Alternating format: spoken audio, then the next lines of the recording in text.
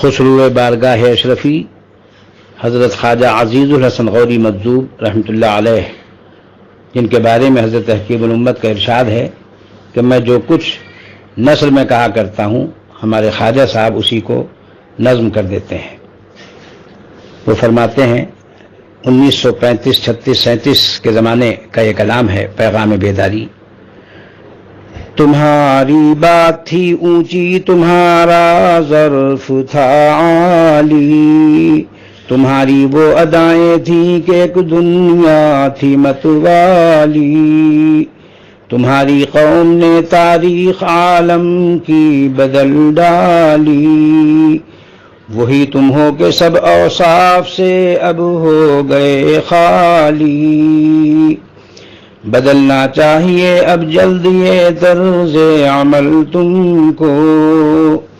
بدلنا چاہیے اب جلد یہ طرز عمل تم کو، نہیں بے موت آ جائے گی بس ایک دن اجل تم کو،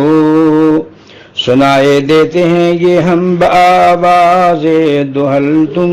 کو، سنائے دیتے ہیں یہ ہم بآواز دہل تم کو، کہ پھر موقع شکایت کا تو ہم سے ہو نقل تم کو،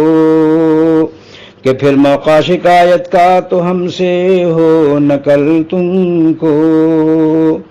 جو ہر مسلم حقیقی خادم اسلام بن جائے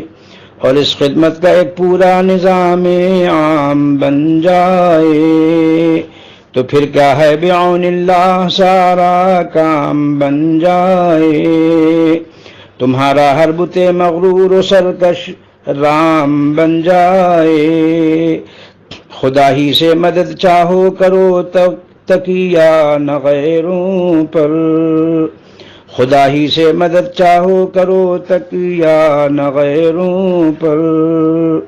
ہو تم مسلم نظر ڈالو نہ گرجوں پر نہ دیروں پر،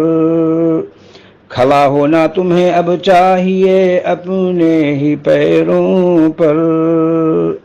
غضب ہے نیند سے چونکو نہ تم اعداء کے فیروں پر، مسلمانوں اٹھو بہرے عمل تیار ہو جاؤ، نہیں یہ وقت غفلت کا بس اب بیدار ہو جاؤ،